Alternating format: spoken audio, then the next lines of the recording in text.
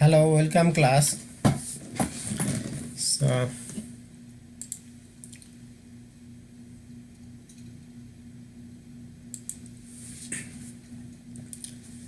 if you go to your class content page,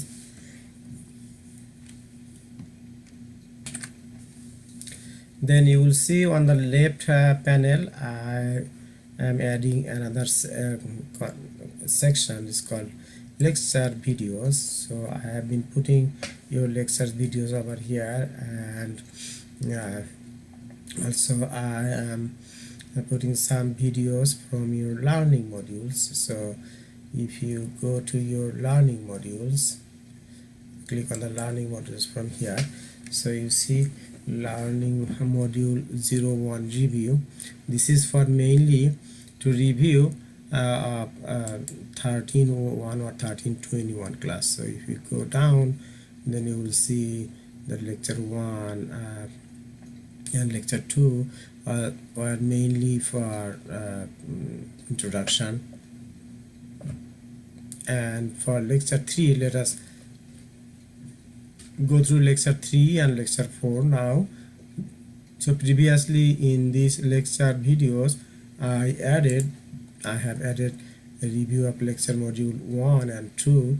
So if you please go through this lecture module 1 and 2 this video, then you will get my explanation. Mainly I went through almost all of the PowerPoint slides and all pages, but I added something that I knew and I thought would be helpful for you. So now if you go through this like lecture module 3, lecture 3, so if you click over here, so then initially you will see a PDF file, but if you go all the way in by scrolling on the right panel, scroller, so if you see the download button over here, so if you click on the download button, then you will see the lecture video will be downloaded. So I have already downloaded this lecture video. So once if you download it, then it will be in PowerPoint file actually. So once you open your PowerPoint file, you can add, edit, or make some changes and keep some notes in your PowerPoint file. So let's go through the lecture 3 quickly. It's pretty straightforward, and then this stuff you already know, and I think some of you already practice this in your lab classes. So let's go through this. And so first one, lecture 3 is for searching and sorting algorithm. So searching is mainly for examining the content of a given array to see if an element exists within that array or not. Okay, and sorting is the process of rearranging the elements of the array to be in a particular order, mainly either in ascending order or descending order. So ascending order, descending order. So how do we remember descending order? So I remember this way: descending is this from this side is large and this side is smaller. So descending order, you will remember that values are ordered from greater, large value is put first and then smaller values are put on the right side. So largest to lowest, descending order. So if you remember that, then it will be easy to remember that ascending order is different, something opposite ascending. So you got from small to higher. So smallest to largest in ascending, but descending is largest to smallest. So the simple simple search algorithm is for linear search algorithm. Linear search algorithm is called sequential search algorithm. It examines all values in an array until it finds a match or it reaches at the end of the array. So number of digits of a linear array of an array of n elements. The average search visit is n by 2 elements. The maximum visit could be n. It may happen that you may find your element at the last element, or you may not find it. So if you do not find it, then still you have to traverse or search at the end. So this is the maximum. This is why the maximum visit is n. So this is why linear search algorithm has big O on n. That means it's around time and big maximum. Big time, big O n is called maximum notation. Big O n notation. Maximum times it may take. So here is linear search algorithm, and this is pseudocode. This is very straightforward pseudocode. I think you have already gone through this in your lab. And so this is pseudocode, and this is C# implementation of the pseudocode, and this is Java implementation of the pseudocode. And then there is a binary search. So binary search locates the value in a sorted array by determining whether the value occurs in the first or second half, then repeating the search in one of the halves. So it's straightforward. Like for instance, if you have some values over here, so binary search algorithm expect that by means 2, right? So they expect that your array is already sorted. So if it is not sorted, then you have to sort it first. Okay, then it will make your array 2 divide at the middle. So this is why every time it will divide your array by 2 slices, making 2 slices. This it is called binary. By means 2.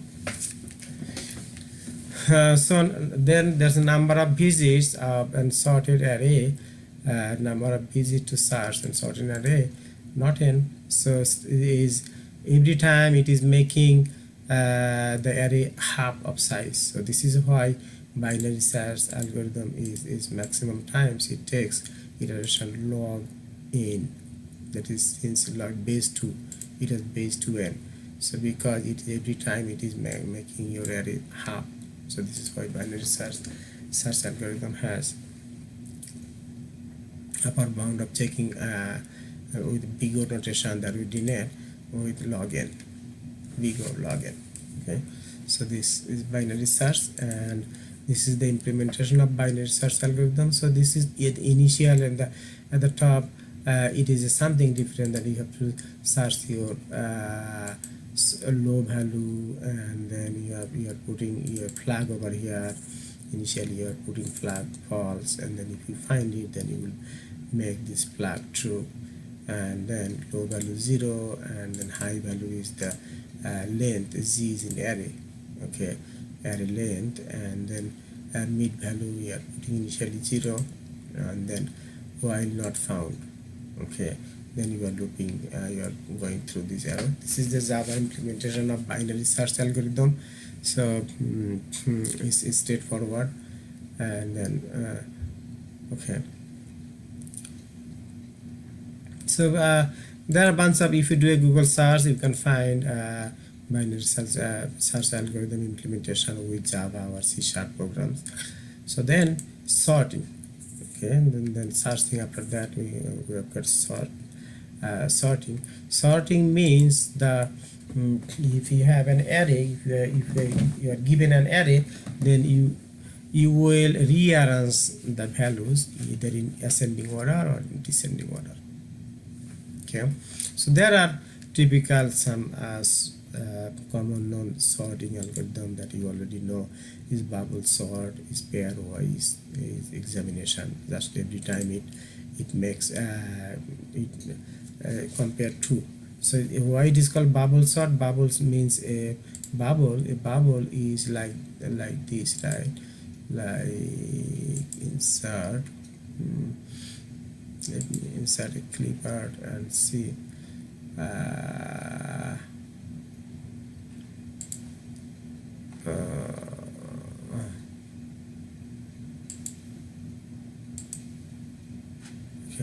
So bubble is like actually a hemisphere.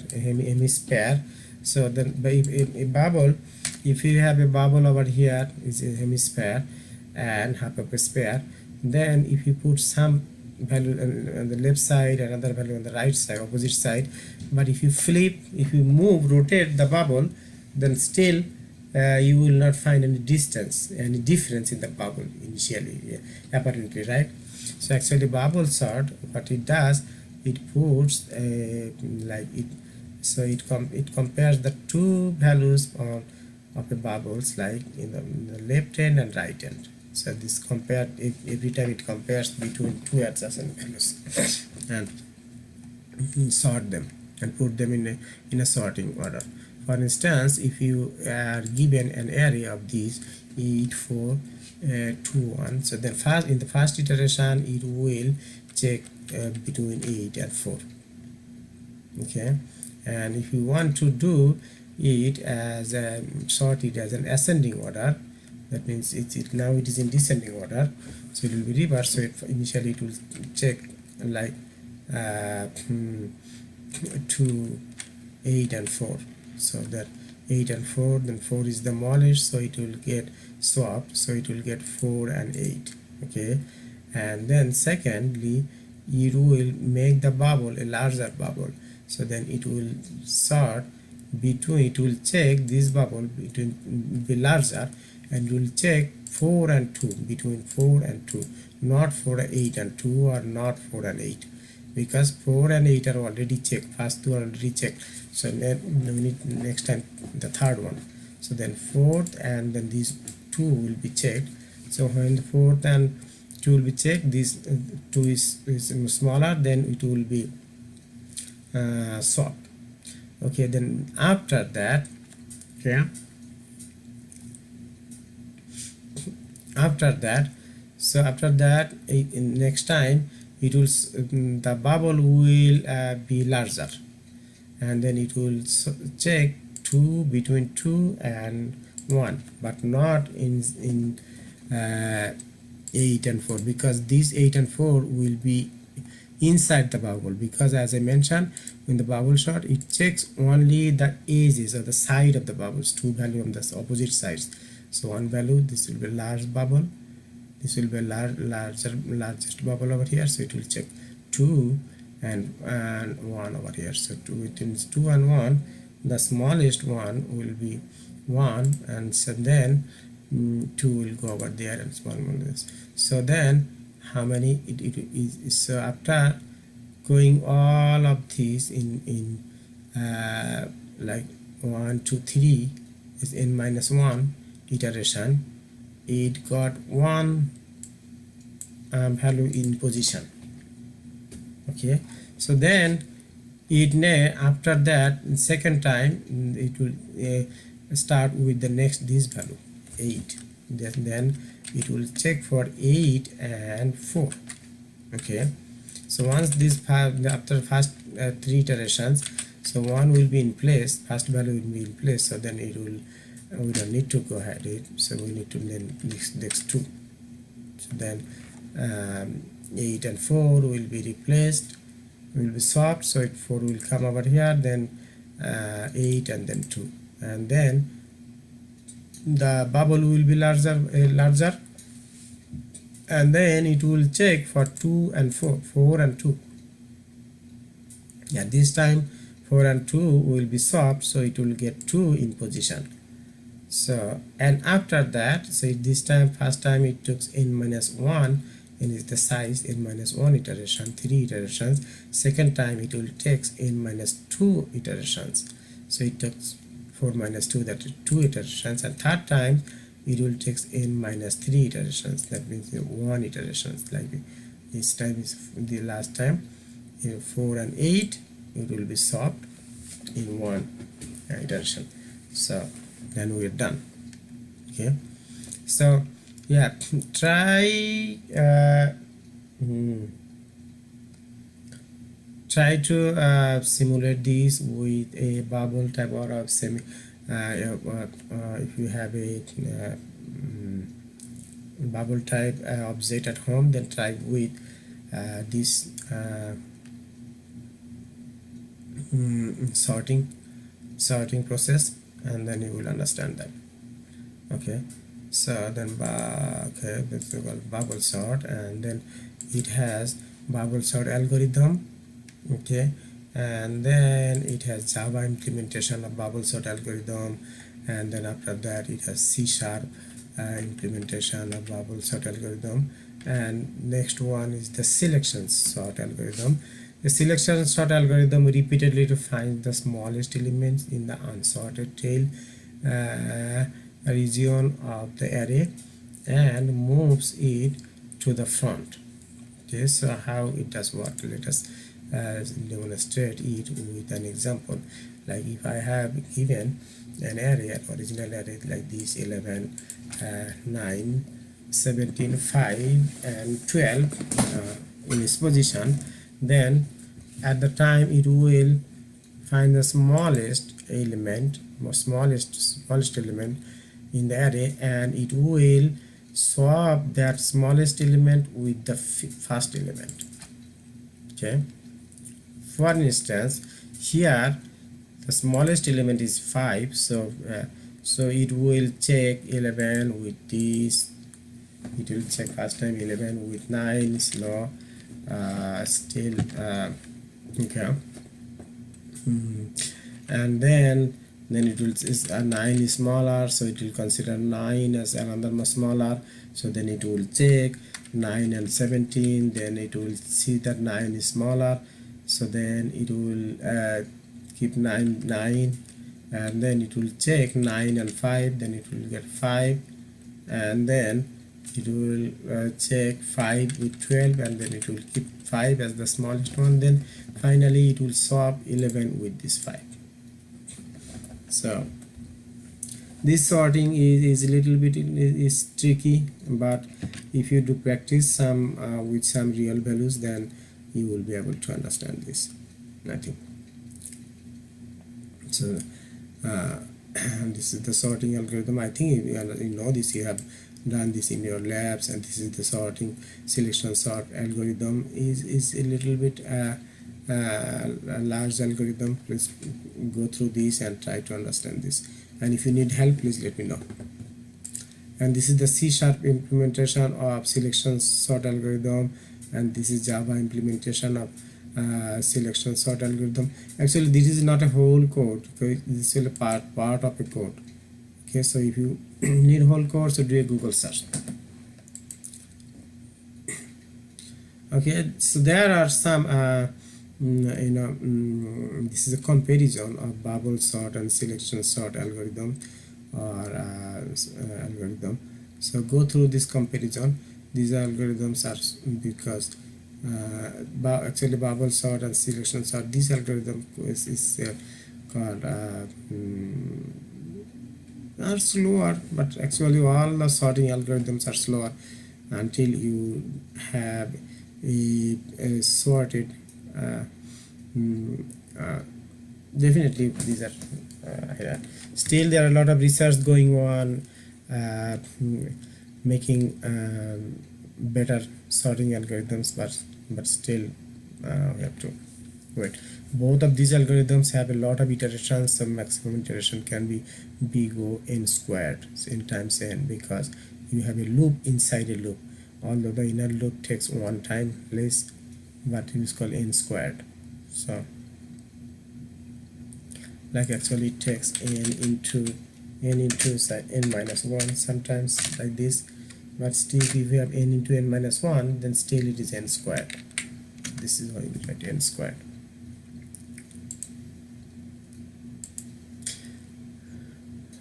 Okay, so this is good. This is a good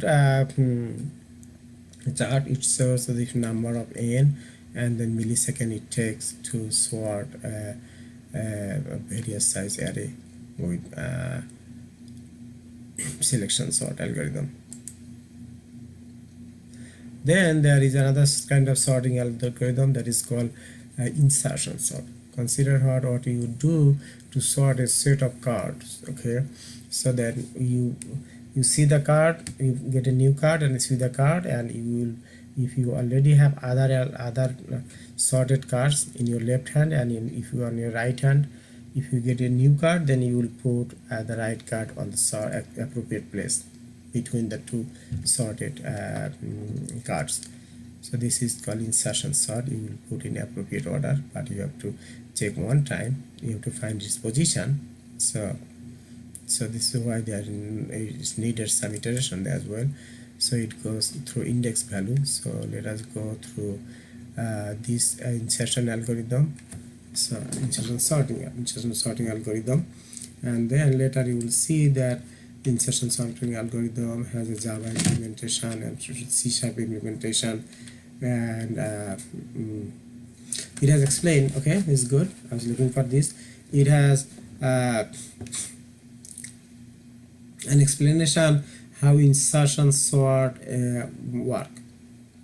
insertion sort works. Okay, you have an array of 8, 4, 2, and 1. So initially you put key, any value you can put as a key. You can, if you put 4 as a key, so then fourth position is array start with index 0, so the fourth position is index 1, and its position is 1.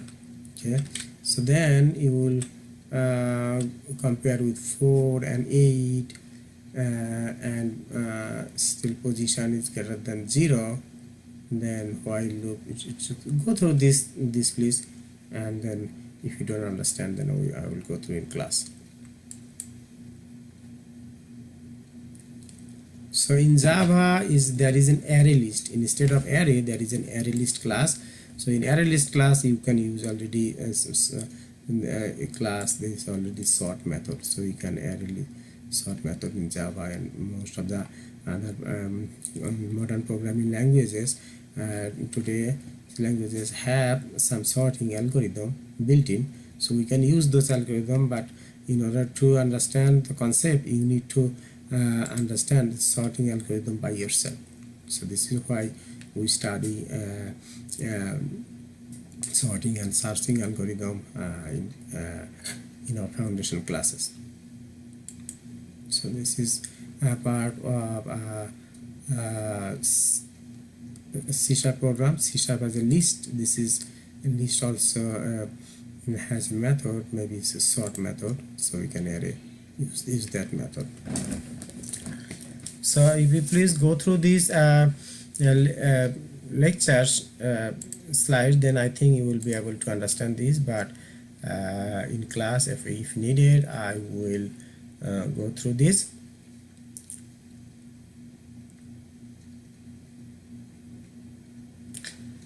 And finally we have another is lecture 4 is two-dimensional array. So this is a pretty small lecture review sheet, only a few pages. So if you go through these, and if you please download this, if you download this, you will get, if you download this, then you will get the lecture 4 slides. I have already downloaded, so let me open it, and then I will go through.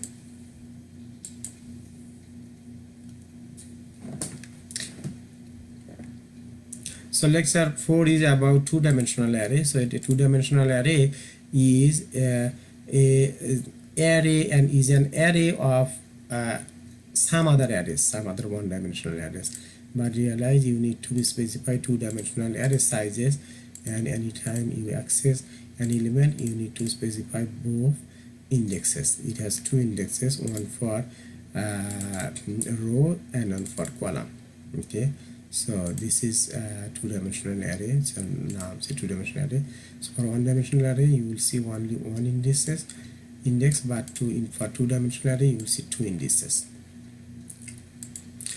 So this is the C# definition of 2D array, and this is for Java definition of 2D array. So like this, like for instance, if you want to declare variable integer type array, and all of the elements are integer, and the new int, then it's this is row and this is column. So this array will have 10 rows and 20 columns. First one is row, second one is column. So inside working with two-day array, you need two for loops, one for row and one for column. So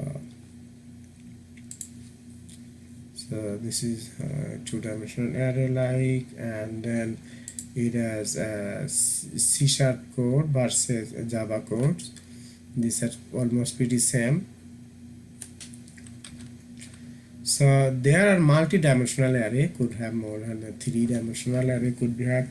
So if you have like row, column and height, then you can use 3 indices, and then you need 3 for loops. One is outer, and there is inner, and side is innermost. So but you need to know multi-dimensional array, but at this point maybe we will rarely use multi-dimensional, 3-dimensional array,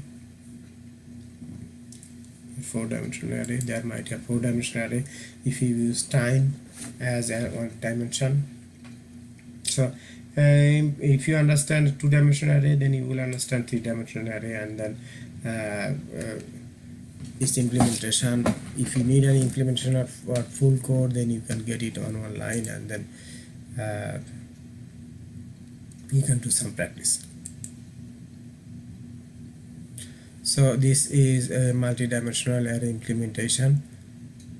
So one thing that remember, that integer, we are putting integer here, array. So this is, by looking this you will see that this is a 3-dimensional array, and for 2-dimensional array you will see two of these angle brackets, two sets of this angle bracket, square brackets, and for 1-dimensional array you will see one set of angle brackets.